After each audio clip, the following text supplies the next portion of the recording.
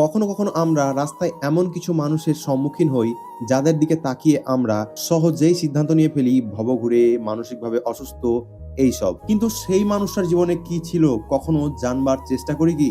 দক্ষিণ কলকাতার নাকতলা রামগড় এলাকার বাঘাযতীন রোডে এমনই একজন মানুষকে আজও ঘুরতে দেখা যায়। এলোমেলো চুল, মলিন পোশাক এবং হাতে একটি নোটবুক সহ তাকে দেখা যায়। কিন্তু খুব কম মানুষই জানেন এনার নাম ডাক্তার সৌরভ ঘোষ, এক সময়ের এক বিখ্যাত মেধাবী ডাক্তার।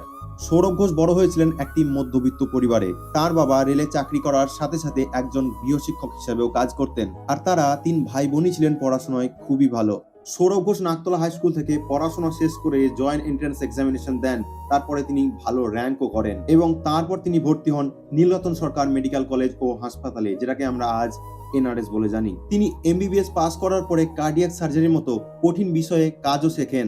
সব মিলে তার ভবিষ্যৎ ছিল খুবই উজ্জ্বল একজন সফল ডাক্তার হিসেবে। কিন্তু জীবনের মোড়টা আসে ধীরে ধীরে। পরিবারের মধ্যেই শুরু হচ্ছিল তখন তার অদৃশ্য এক সমস্যা। প্রতিবেদন অনুযায়ী সৌরভ ঘোষের পরিবারের মানসিক অসুস্থতার লক্ষণ ধীরে ধীরে স্পষ্ট হতে থাকে। তার দিদি সাথী ঘোষ, যিনি নিজেও একজন মেডিকেল স্টুডেন্ট ছিলেন, পরবর্তীতে মানসিক অসুস্থতার কারণে তিনি প্রয়াত হন। তার ঠিক কিছুদিন পরেই এই একই সমস্যায় আক্রান্ত হন তার ছোট ভাই গৌরব ঘোষ। তিনিও একজন ইঞ্জিনিয়ারিং এর স্টুডেন্ট ছিলেন, যিনি যাদবপুর বিশ্ববিদ্যালয়ে পড়াশোনা করেছিলেন। আর শেষ পর্যন্ত তাকেও হারাতে হয় পরিবারকে। একটার পর একটা শোক, একটার পর একটা ধাক্কা সৌরভ ঘোষের মনকে একদম ক্ষতবিক্ষত করে তোলে এবং পরবর্তীতে তার বাবা মাও প্রয়াত হন। একসময় যে পরিবারটাই ছিল হাসি খুশি এবং প্রাণবন্ত, সেই পরিবারটাই আজকে দুঃখ এবং কষ্টের অন্ধকারে ধীরে ধীরে যেতে থাকে। আর এই সময় থেকে সৌরভ ঘোষ নিজেকে গুটিয়ে নিতে থাকেন, কাজে যাওয়া থেকে দূরে সরে যান এবং যোগাযোগও অনেক কমে যায়। আর এভাবেই তিল তিল করে তিনি নিজের মধ্যেই হারিয়ে যেতে থাকেন। আজ ওই ডাক্তারবাবুকে রাস্তায় দেখা যায়, আর তার হাতের ডায়েরিটি খুললে এখনো দেখা যায় ওষুধের নাম, ওষুধের ডোজ এবং প্রেসক্রিপশন সম্বন্ধী অনেক কিছু লেখা, এমনকি রেজিস্ট্রেশনের নাম্বারও তিনি লিখেন। অনেকেই বলেছেন কেউ চিকিৎসা সংক্রান্ত কিছু প্রশ্ন করলে তিনি নিখুঁত এবং সঠিক জবাব দেন।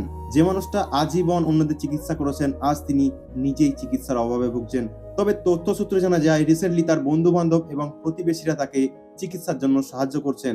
আশা করি ডাক্তার সৌরভ ঘোষ বাবু খুব তাড়াতাড়ি সুস্থ হয়ে উঠবেন এবং আমাদেরই মতো সাধারণ জীবনযাপন করে আবার ডাক্তারি শুরু করবেন। আমার সকল বন্ধু বান্ধবকে অনুরোধ, ভিডিওটা প্লিজ শেয়ার করে দেবেন। সবাই ভালো থাকবেন এবং সুস্থ থাকবেন।